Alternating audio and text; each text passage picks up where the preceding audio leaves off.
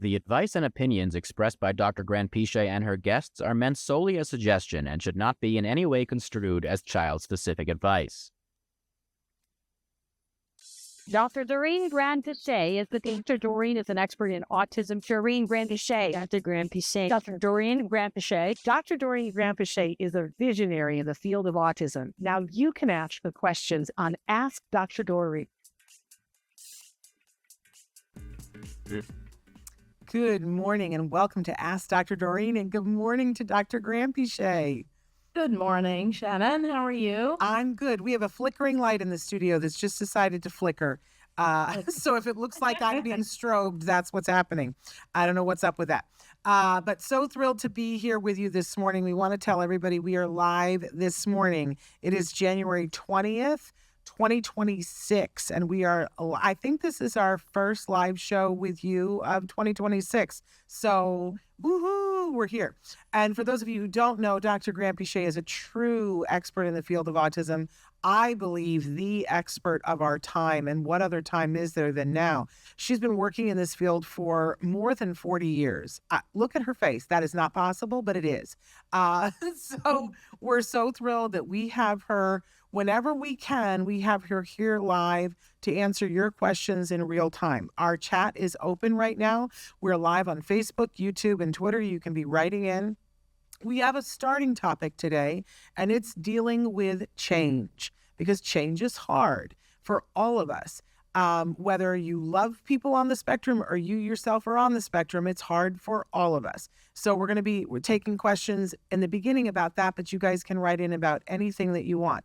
We know that, as I said, we're live right now on Facebook, YouTube, and Twitter, and about a dozen other places. And our fabulous Chris Desmond, it will show you on the screen some of the different ways that you can participate. Don't forget, though, that we also have Ask Dr. Doreen has its own YouTube channel.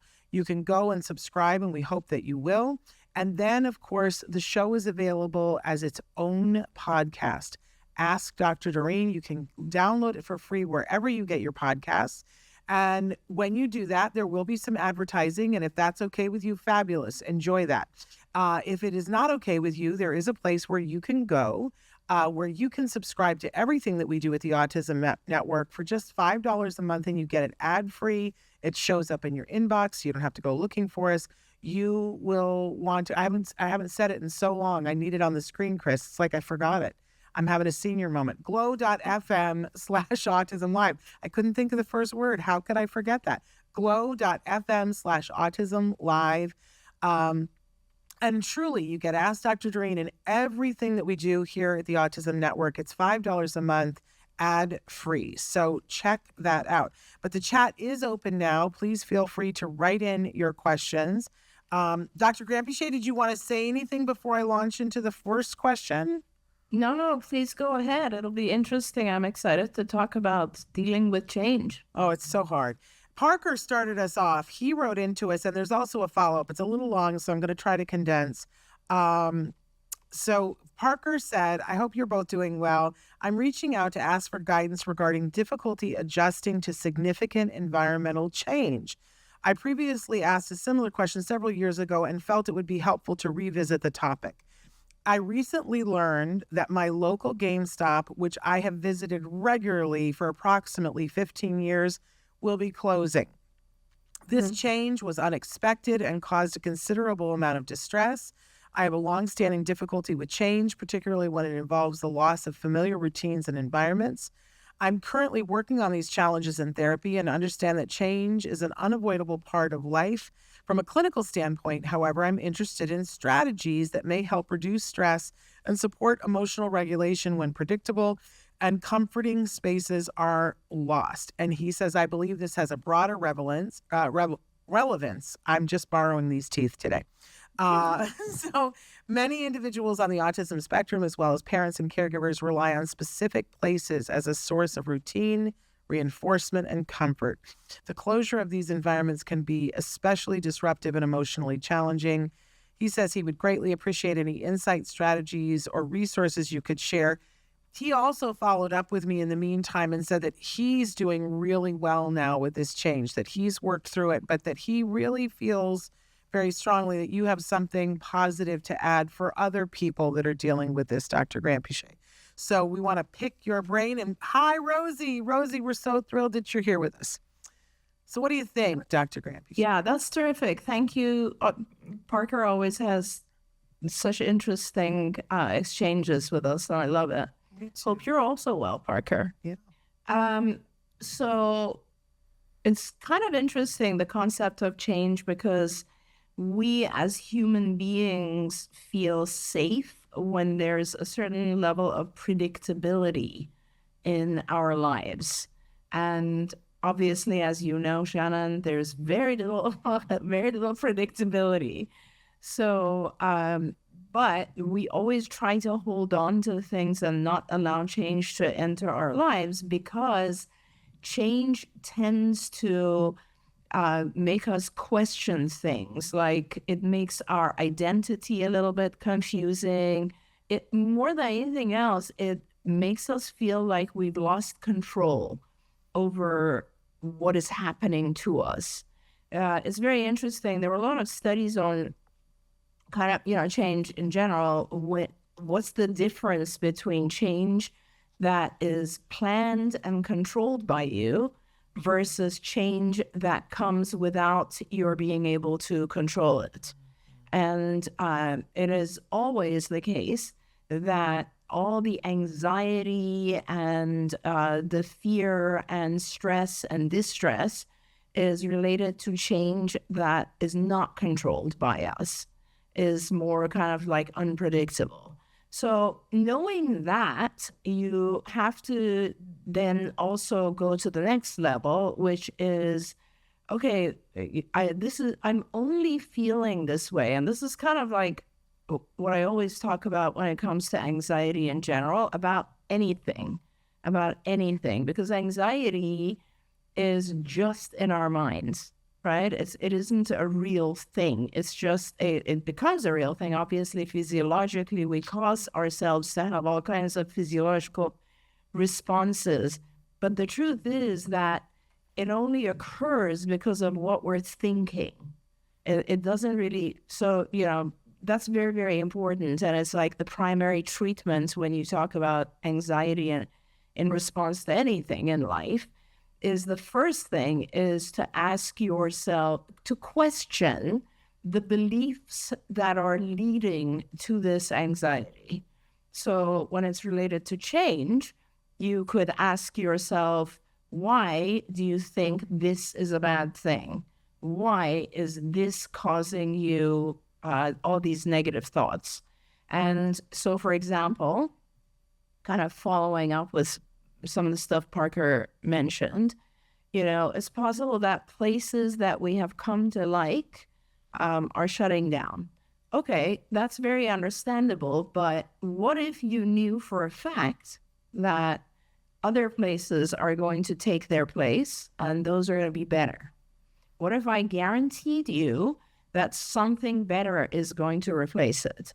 And if you were able to really believe that, the anxiety about the change would be gone.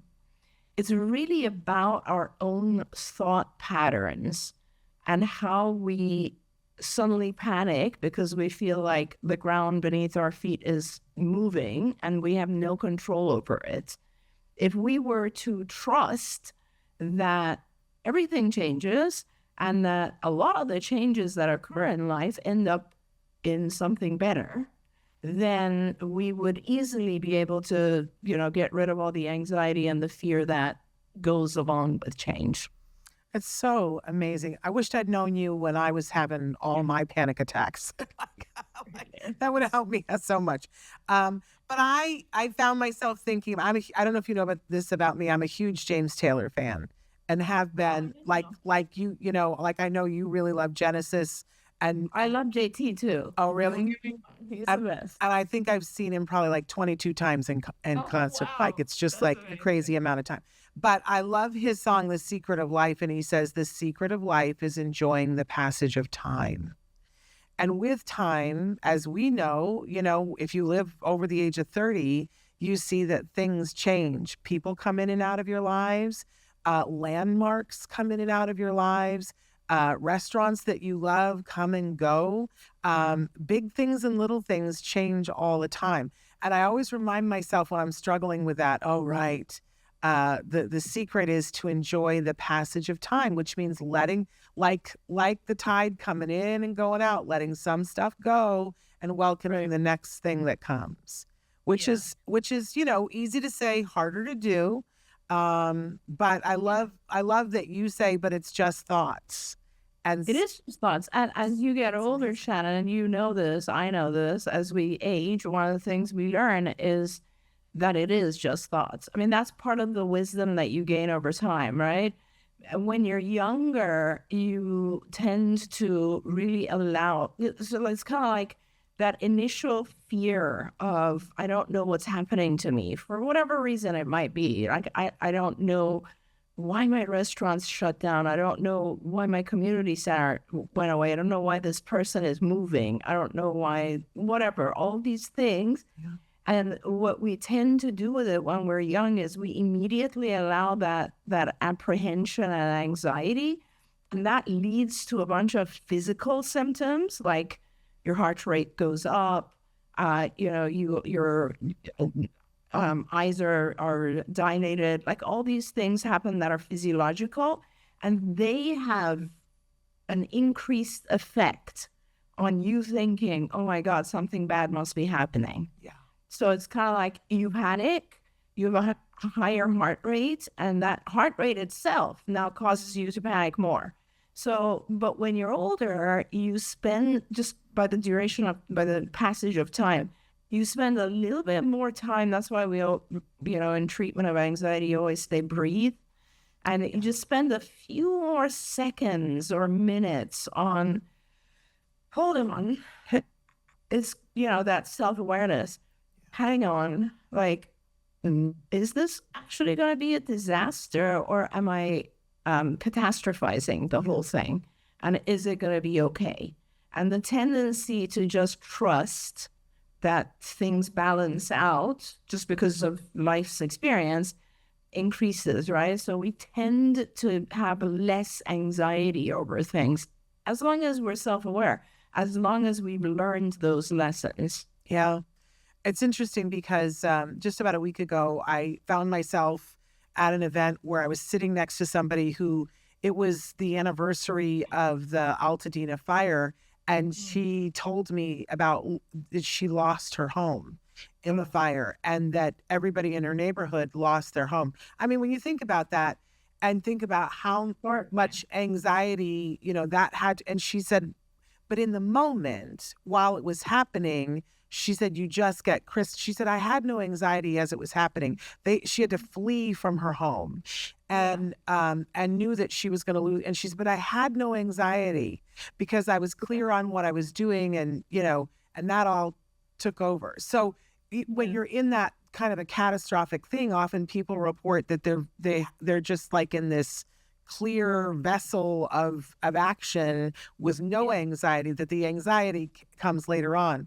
But a year out, and she was emotional talking about it, and she said, I would never have chosen this in a million years, and I'm still processing all of it. She said, but even a year later, I am able to now see some of the amazing things that have happened because this happened. She said, don't get me wrong, I would never choose this, but I think I'm a better person for it. And I was so moved by that. I was like, well, you were a better person than me. You know what I mean? But, and she said, and she said, I'm going to rebuild my home, and I would never have chosen to do that. But there are things about my home that weren't, now I get to choose. They weren't the actual things, and now I'm going to choose what it is. So I thought that was so healthy. It's amazing. And I want to differentiate, because you gave an example that I think it's important to kind of differentiate. I think a lot of the people, we tend to confuse anxiety with trauma. That's trauma. What those folks went through is actual trauma.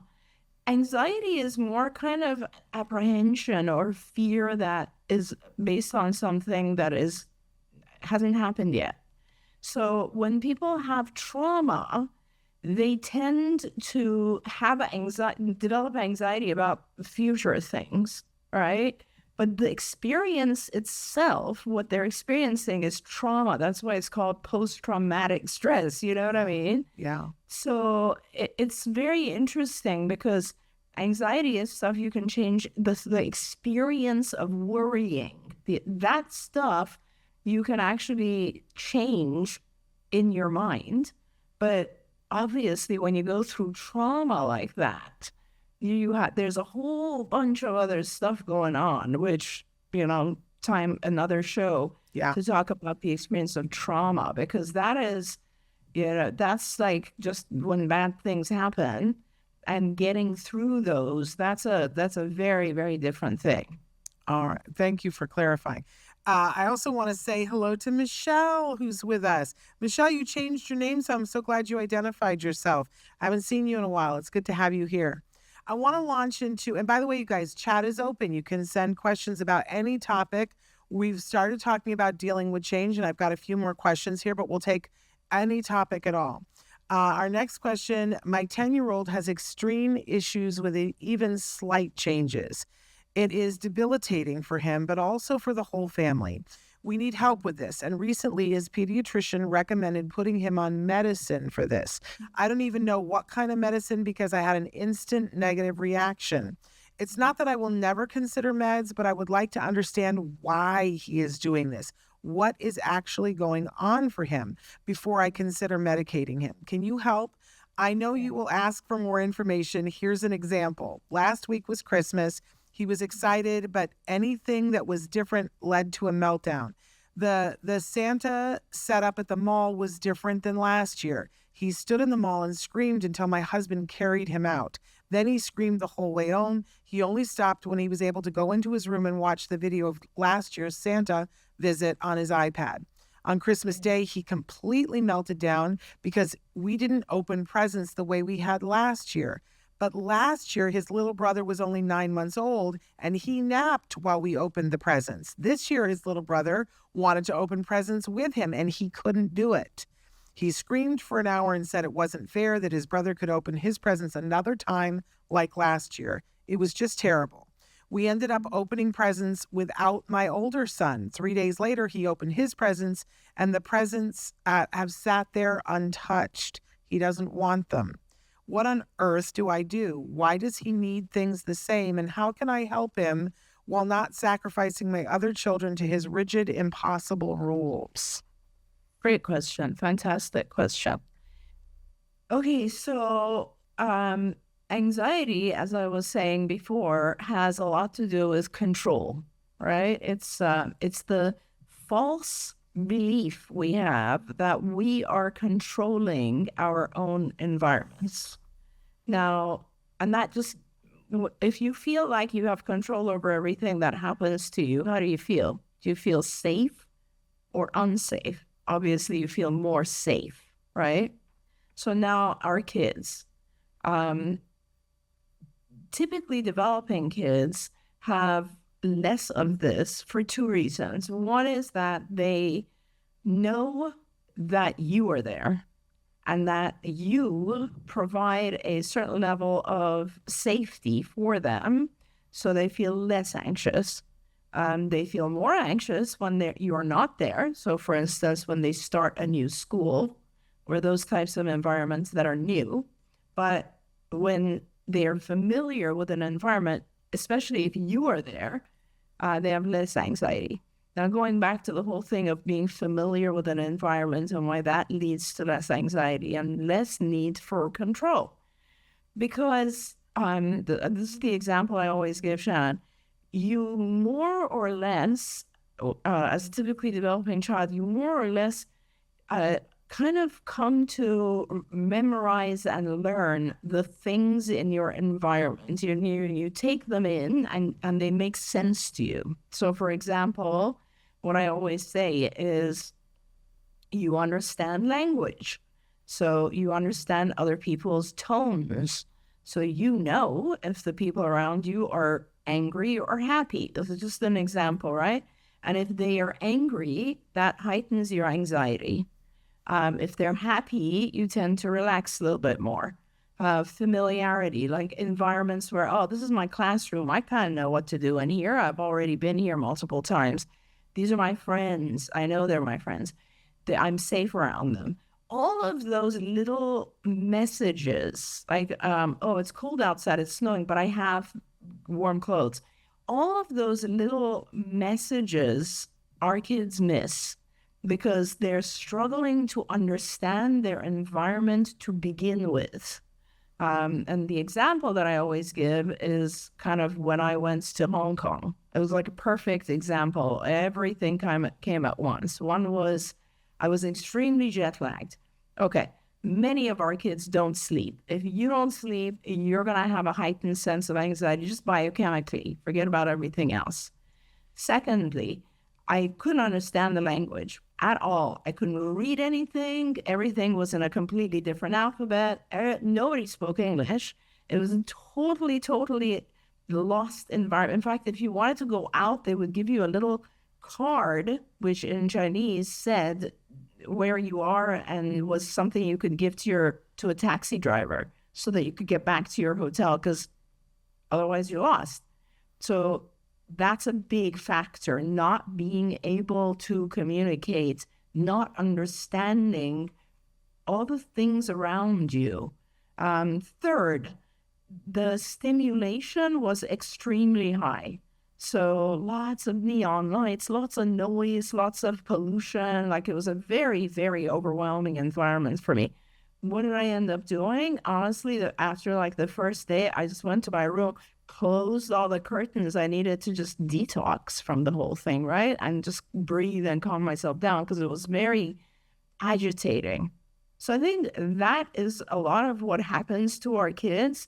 These rituals that they think now OCD, these rituals and things that they kind of become used to and depend on, calm them, right? Obsessive compulsive disorder is an extreme version of this, which is I have anxiety about bacteria and I wash my hands 1,000 times, and that compulsion, the obsession is the thought, the compulsion is the action you do to calm the thought.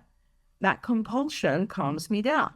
So it's the same thing with our kids. It's like, if I'm going to the mall, which is already very hyper-stimulating and so on and so forth, and I kind of want to see Santa, I want things to be exactly the same, because if they're unpredictable, I don't know what else is going to come. Maybe there's going to be some sort of noise or flashing light or something that's going to startle me. If I go, so it's all about predictability and control, right? And that's what's happening when our kids go into these very heightened anxiety responses, which turn into obsessive compulsive disorder. So what to do? There's two things to do. One is, yes, I would consider medication. The medication for obsessive compulsive disorder, anxiety, and depression is all the same. These are called either serotonin or norepinephrine reuptake inhibitors. What they do is they allow the person to have more exposure to one's own neurotransmitters. So sometimes it's norepinephrine, sometimes it's serotonin. What happens is you take a certain medication, instead of the serotonin kind of only having a short segment of time for your neurons, your brain cells to soak them up, it just has a longer period. The serotonin remains in between the neurons for a longer period. It's not like Adderall, which is a completely different type of medication that stimulates. This is not severe like that. These are the things that normally, I will say this, and it always goes back to toxicity in food. Normally, not a lot of people would need these because they would be getting various nutrition from food that would also allow us to produce enough serotonin and blah, blah, blah. I'm not going to go there. But what the fact of the matter is, with the unpredictability of our environment right now, with the toxins in our environment right now, with what's going on with our kids, it can help. It can help. I would in psychological treatment, anything you can imagine, whether it's anxiety or any other mental issue, the treatment of choice or the most positive treatment is always a combination of medication and therapy. So the medication portion, you should have an open mind to. All it does is, honestly, it takes the edge off. It doesn't change the child's personality. It just makes the child panic less when they're in different environments that are unpredictable. You will still need to teach certain other things. You will need to teach the child how to transition, how to deal with unexpected events, how to actually take those unexpected events and enjoy them. And all of these things can be taught. Like, we do a lot of therapy in ABA, which has to do with just flexibility, right? And not needing those routines.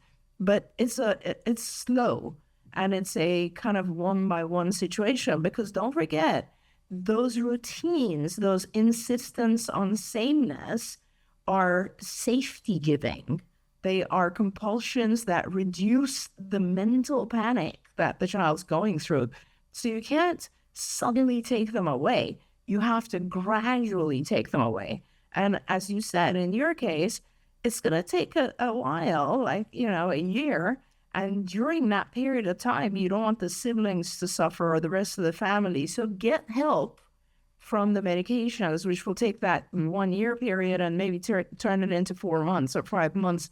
But the intervention, the therapy, the ABA folks need to be focused on teaching your child two things. One is kind of switching, transitioning, and dealing with unexpected events, and dealing with things that are against the rules.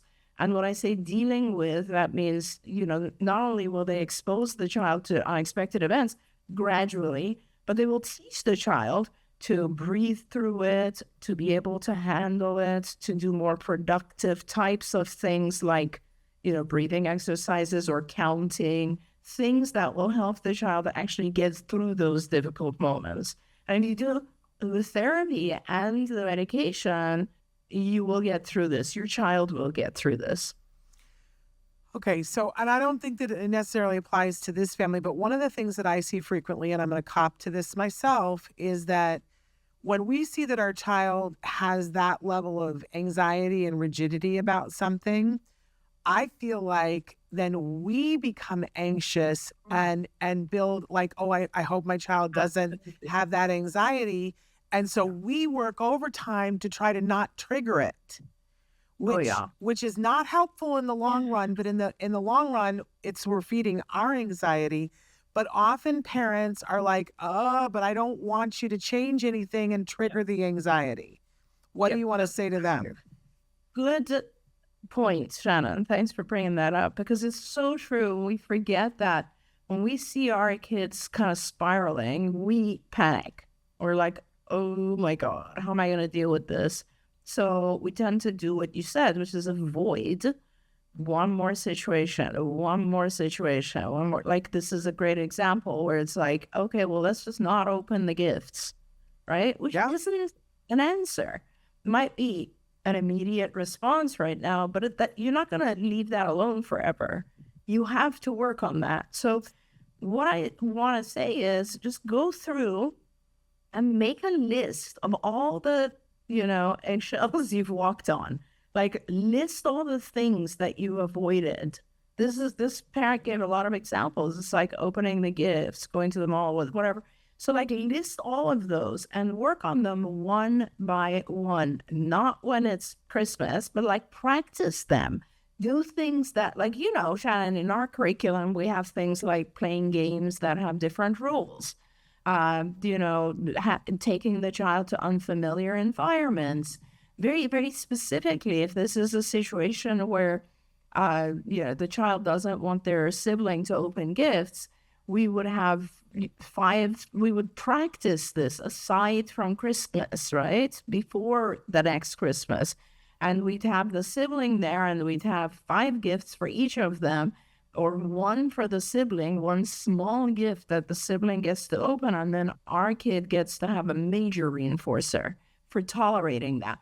We shape and we teach, but you have to do it one by one. And you and I, as we've spoken about this a lot, is you're not going to be teaching it during that moment. You're going to actually make a list and work on these things so that that moment doesn't happen again next year. Yeah.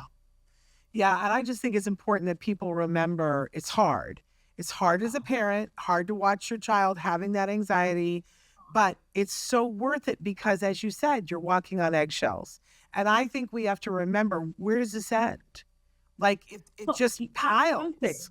Absolutely. It piles up. And before you know it, you and your child are fully isolated now.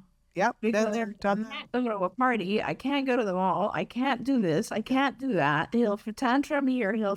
So you don't want that to happen, right? You want to have, the whole purpose of all of this therapy is to allow our kids to benefit from all the things that society provides. Absolutely. So you got to go the other way.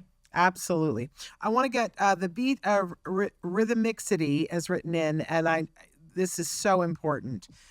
They are a BT in New Jersey working in home with a 3-year-old client whose family mainly speaks Spanish and who has the child has significant aggression, low frustration tolerance, and frequent elopement.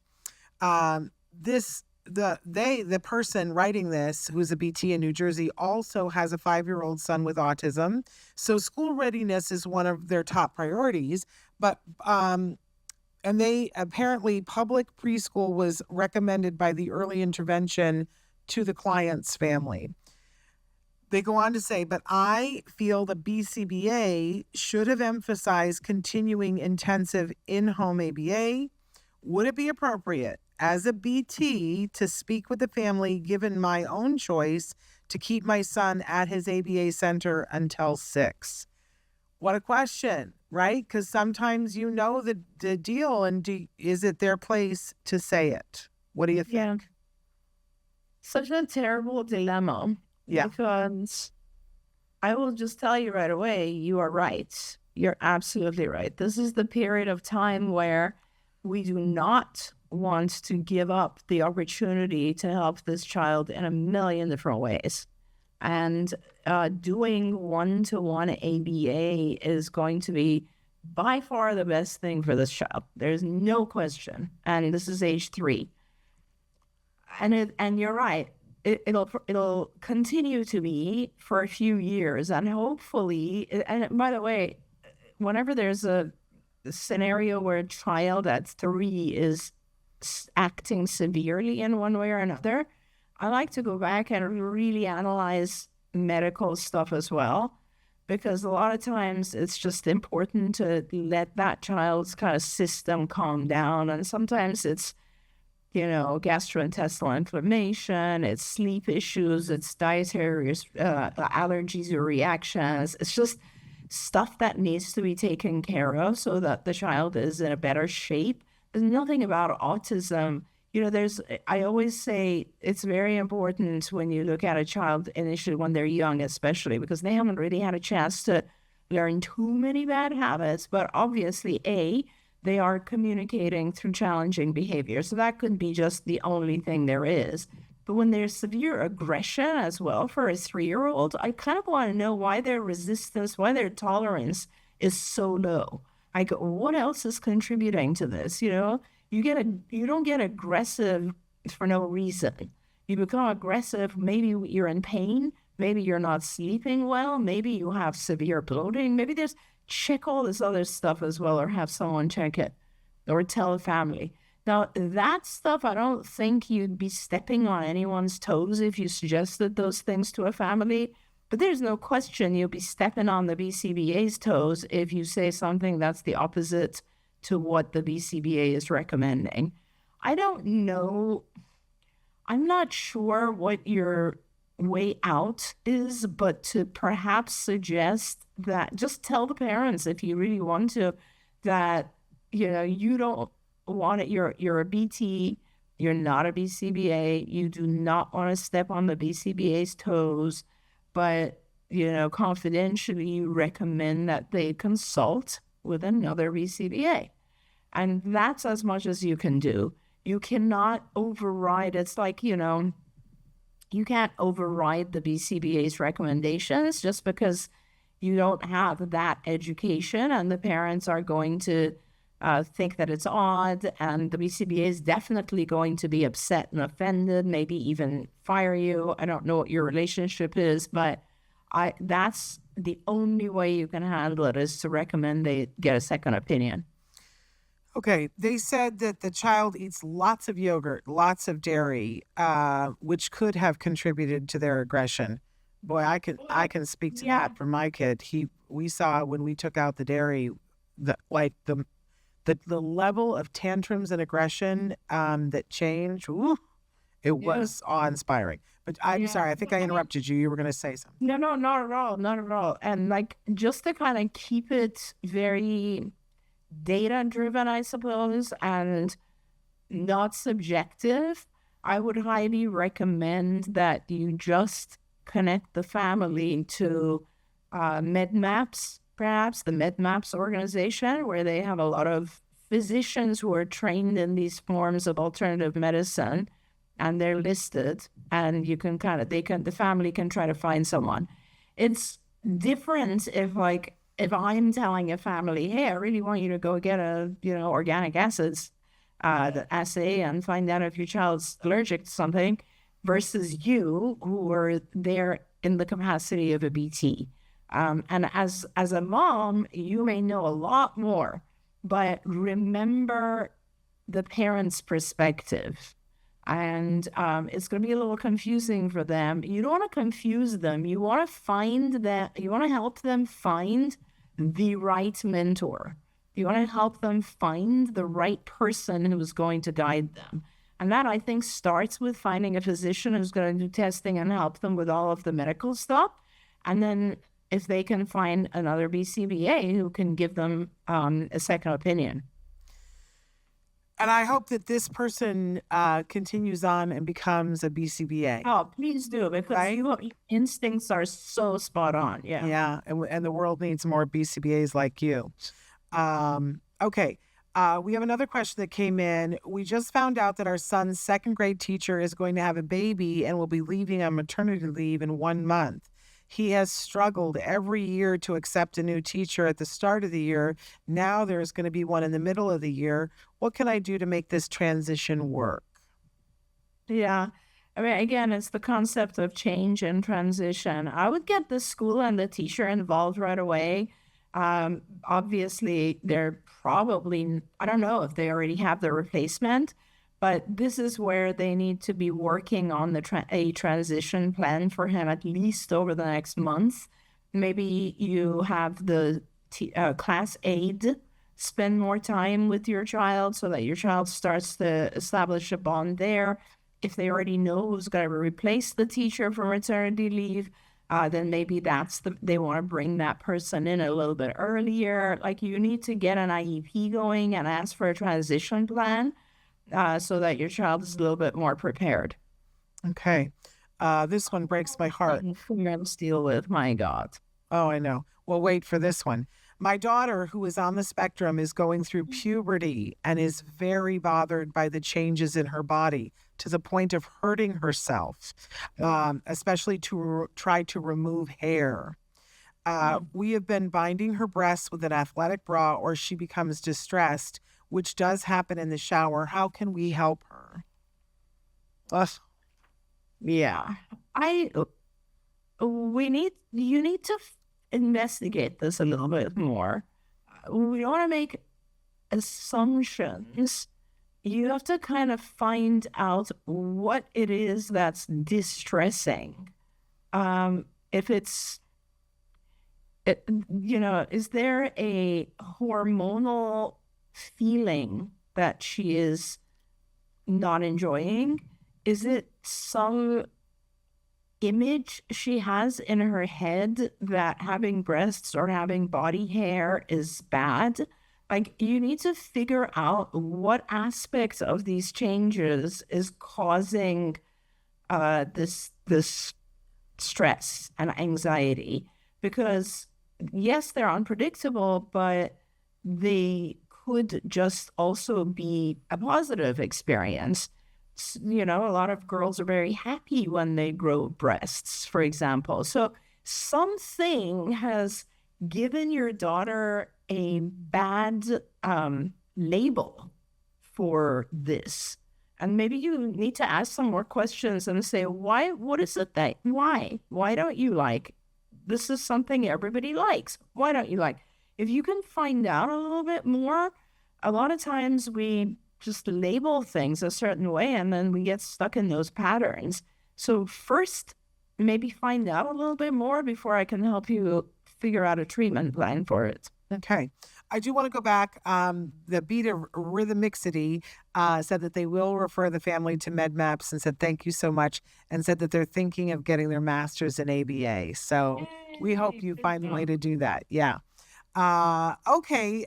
Next question. My question is for myself. My son is getting ready to graduate from his ABA program, and I am the one who is struggling. I'm struggling with this change. He seems fine. I don't know how to structure our lives without ABA anymore. Is there a support group? Bless your heart. I'm sending you a hug. Yeah. And which parent hasn't gone through this, Shannon? Yes. Thank you. It's a familiar thing, right? Yes. It's the same stuff, right? It's the same. I would do exactly the same as what I was saying in the very beginning for the treatment of anxiety. So what is it that you are believing will happen? Identify that, because all of our fears and anxieties are related to some other thing that we turn it into. So really all that's happening right now is his ABA program is ending. So next arrow, what does that mean? That means his schedule is going to change. Okay, is that the part that's bothering you? Or is it that you're worried that something will fall apart and you won't know how to handle it? Like, follow your thoughts all the way through so that you can establish what are the real instigators of that fear. Then do two things. A, question yourself and say, what's the likelihood that this is going to happen? Right? Is maybe a 10% chance that something will happen where I won't know what to do. And find a solution. What if it happens and you don't know what to do? I'm sure the BCBA will be accessible to you. I know that when we transition kids, we are always available if the parent needs something, right? So go through, itemize the unrealistic fears that have developed from whatever is going on in your mind. It's like this change, right? It's like, I won't have anyone to depend on. How am I going to manage this myself? And really, really outline those and then find solutions. Like, okay, what if I don't have a support team around me? Are there other people that I can ask for support? Can I maybe hire a part-time nanny or someone in the house to help me? Can I ask family members? Can I just have someone coming and visiting every day for the first 3 months? Like, produce a solution so that in case those, like, you just start from a stronger, supported environment so that you're not having those panic thoughts. Yeah. I've been there. I've been through that. Oh, yeah. And I just want to say sometime soon, we've been saying this for a while, we're having Bryce Myler on the show. And Bryce Myler was the person I followed her footprints in the snow on this. She's brilliant. And she and I both said that we need to do a show about this, about, what are the things that help you as a parent as your child is graduating from your ABA program, and the things that you do to continue to help them. But I will also say, and this is kind of stupid, but it's true, whenever I'm going through something, I like to listen to music and I change the words to songs to match what I'm feeling. I don't know if anybody else does that. Maybe that's just me being weird. But the song Landslide. And it's a whole thing about, a parent saying, I'm having to let go of my child. And I changed the words because it's a whole thing about, well, I've been afraid of changing because I build my life around card. Oh, interesting. But children get better, and I'm getting better too. That's amazing. And that's literally, and now whenever I hear it, those are the words that I sing, and that helped ground it for me and remind me that yes, I'm afraid of change because I did build my life around card, but children get better, and I'm getting better too. Yeah. And it's so important what you just said, Shannon, because, everybody forgets that a part of this is just support that the family needs, that the parent needs. And I always try to remind parents who are exiting that, hey, we can go as slow as you will need. We will be there if there's anything that you need. And also that this is kind of part of your own evolution. This is sort of part of your own growth. And it's always a little scary when we have to do something we've never done before.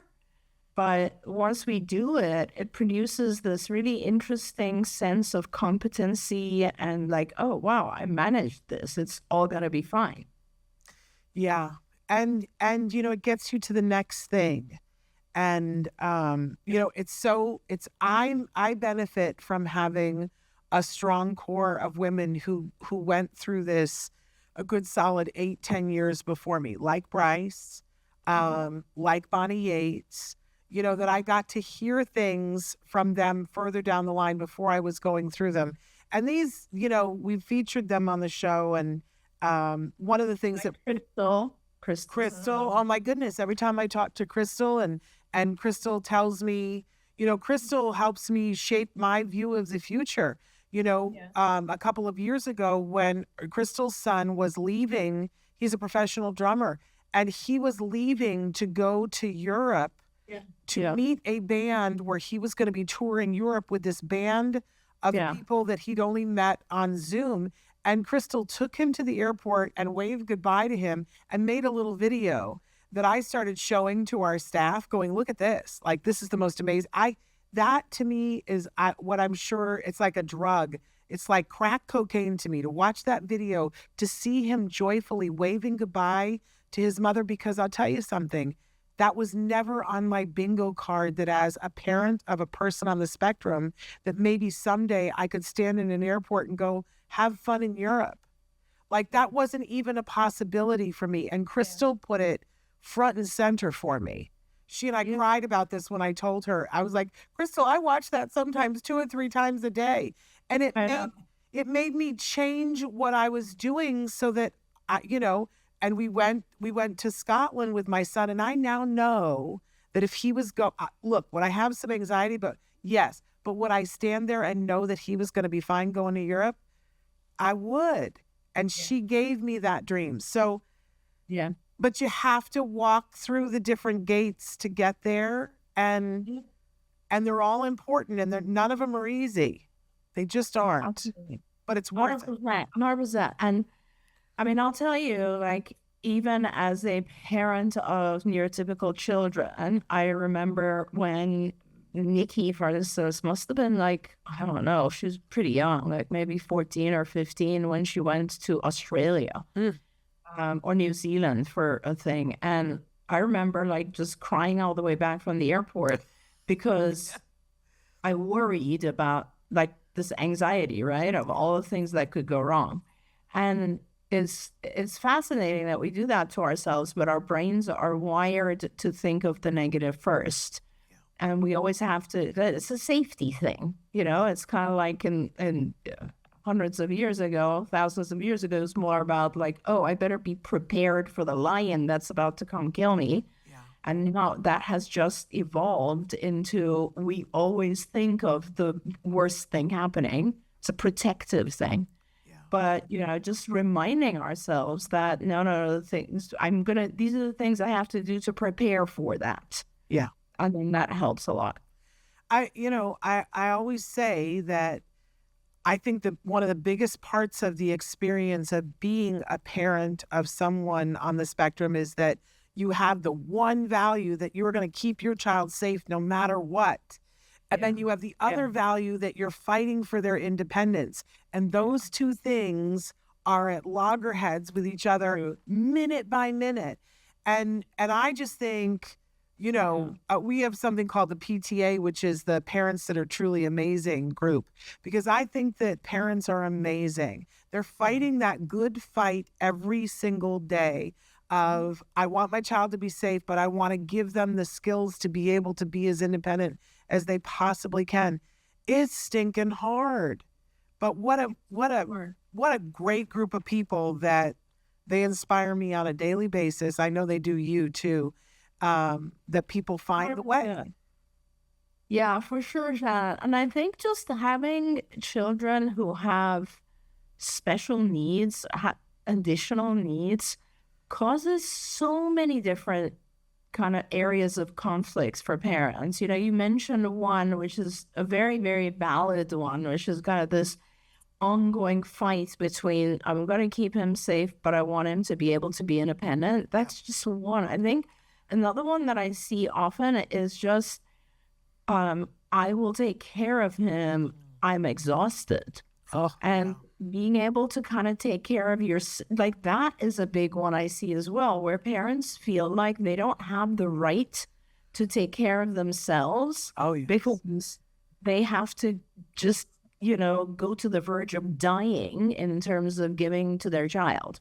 And that is just such a big conflict. Sometimes I see parents just really beyond exhausted, but they just won't take a step to help themselves because they feel like, I don't even want to be better if my child isn't. And Rosie just wrote in and said, that is me, Dr. Doreen. And Rosie, we're sending you a hug. I think we all suffer from this at some level. And I always say I'm not allowed to talk about this because I'm really bad at this. We usually bring Vince in to talk about that, Vince Redmond, because he's a licensed marriage family therapist. But it's hard. Oh, yeah. But I will say this. The one thing that I have for sure learned about this, because my son is now 22 years old, I watch him deal with himself and take care of himself. And the few things that I did, the very few things that I did that were self-care for myself, of stopping when I'm too tired, or saying I got to eat something before I do something else, or I'm just going to sit here in the car and take 3 breaths, I watch him now do those things. And if somebody had told me earlier on that what I do to take care of myself is what he will learn, oh my gosh, I would have done a lot more. Because we will do more for them than we will do for ourselves. But when you do take care of yourself, your child sees it. So and they learn.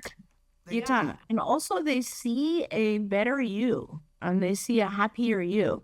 It wasn't that long ago, honestly, my oldest is 30 now, right?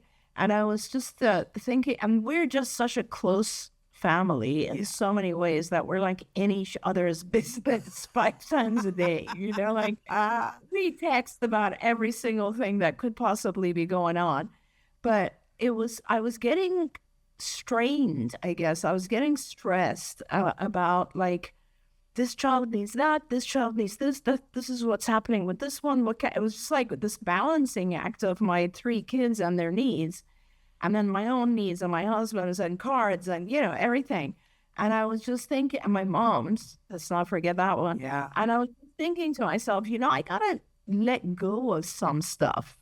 And the first thing that I was like, okay, I think I need to let go of the path that my 30-year-old chooses. She's 30, and I'm like, it was so liberating. I cannot even tell you. I suddenly had, I spent, a few hours on it one night, just thinking, okay, what are the things that could go positive, negative, this way, that way, whatever. And just read a little bit about reminded myself of what people are going through in their 30s and so on and so forth. And then it was just like, oh my God, I felt so refreshed that I can cross off all my anxiety, at least on that column, and it was very, very good also for our relationship, because for me, it was very made me feel lighter. And as a result, I think it just allowed my child to be able to communicate openly more. And so it just was, I think sometimes we have to do that. Sometimes we just have to say, I've been worrying about this for so long that it has become part of my life and it's just ingrained. And what are some of the things I can let go of now, right? Do you read Christine Northrup at all? She's the woman who did Wise Women, Wise Bodies. She writes about the menopause years in particular a lot and how the changes are. And one of the things that she says is, at a certain age, your body literally stops making all of the hormones that made you feel like you had to take care of everybody. And she talks about the shift, how it's how suddenly there are things that we should let go of, and it may be hard because we're in a pattern, but we feel so much better when we let go of them. Well, I just think that's wonderful. It's fascinating that you say that, because I was just at the Association for Behavior Analysis conference in New York, and I was giving a speech there a couple of days ago, this past weekend. And then I flew to Florida, which is my home. Yeah. But the rest of my family and my dogs, which I have a lot of everything, all of those, are not here. They're in LA, right? Yeah. And this is honestly the first time that I am going to be completely on my own for a week. Ooh. I cannot tell you how nice this is. Oh, I bet. I mean, part of it is that I know I'll see everyone in a week again, right? It's like I don't want to be perpetually alone, but Sure. the number of times a day at night that I come to realize that I'm modifying myself because someone else is present, or even because my dog is present. Yeah. You know what I mean? I will not sleep in a certain way because my dog is there. I will not put my food on the couch because my dog will go to it. There's so many things. And the freedom of spending just a few days completely alone is incredible. It is just, I told my kids too, I was like, I'm doing this every year from now on. Oh, good. Yeah. Good, because we all need it at a certain point. That's why respite is important, you guys. It's for that. You get to have a date with yourself so you don't forget who you were. Anyway, we've got one quick question and then we're going to be done. But I want to get to this one. I am noticing that my youngest son is having rigidity issues. He's only 2.5, and he seems to be meeting his other milestones, but his older brother is on the spectrum, so I'm concerned. Should I be? Is it worth getting him evaluated at this point? What are your thoughts? Yeah, it is worth getting him evaluated for many reasons. The biggest one being that I don't want you to worry for the next however many years. Yeah. Knowing either way sooner is better than delaying that.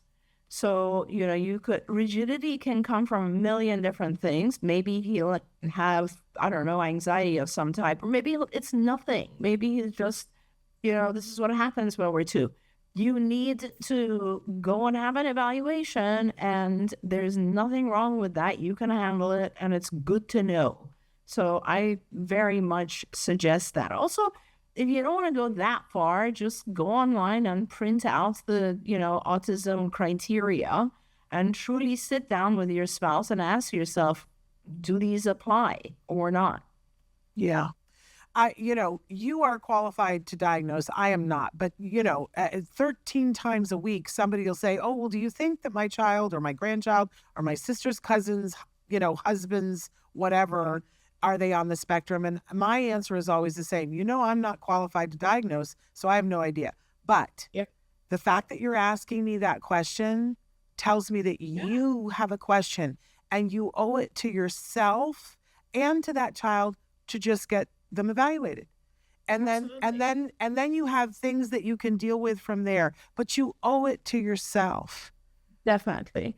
And especially these days, Shannon, because like everyone claims that either they have autism, someone else's, like, remember that whole era of parents autistic? Like, everybody just thinks that, oh, it's okay to say this. And it isn't. And it's important to know one way or another. Absolutely. Jenny says she's going to be singing the landslide song all day. But there are worse songs to have an earworm with, Jenny. So I hope that she's laugh crying. Okay, we're totally out of time. But can I just tell you how amazing you are? And I'm going to cry. But honestly, I know I sent you an email last week, but I have had the opportunity again to go to a couple of card centers, and it just makes me want to weep with gratitude to see your dream alive and well. And I'm so thrilled that you were at ABAI to share with people what you know and what you're doing, because it's vitally important to all of us. And I am deeply in gratitude for you and your work forever. But I know that so many other people are too. So thanks. I know you got to go. You got things you have to go do, but we appreciate you. So go in health and peace and enjoy this week. Thank you so much. Okay. All right. I'll see you next week. Bye-bye. Hey, you guys, tomorrow on the show, we're talking about, we've got 20 tips for how to make your child's environment an educationally enriched environment. Ooh, 20 things that you can do so that you can make every waking hour educationally enriched. So tune in for that, because sometimes people say to me, well, how do you do that? That's just, I don't have a degree in whatever. So we're going to give you 20 tips on how to do that, because that's life-changing, you guys. All right, we'll see you tomorrow. Until then, give your kiddos a hug from me and one for you too. Bye-bye for now. Don't forget, you can watch Ask Dr. Doreen live every Tuesday morning at 10 a.m. Pacific time. We hope to see you there.